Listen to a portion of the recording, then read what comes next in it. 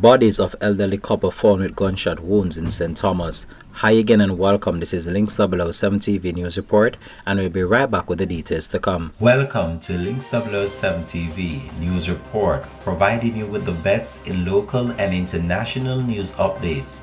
This is a place where you can get the most reliable and informative news information.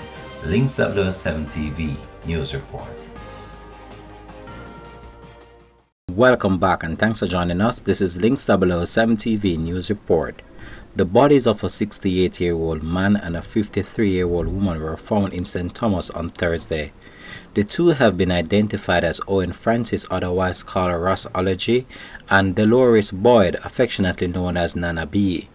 Reports are that at around 2:30 p.m., police were called to an area close to Three Finger Jack Monument in 11 miles, where the bodies of the two were found close to a roadside shack with gunshot wounds. Sources report that the bodies were discovered by a friend who went to visit the couple. Links 007 TV will track this story and provide you with more information to come on this in a subsequent newscast. This is Links 007 TV News Report. Thanks for watching.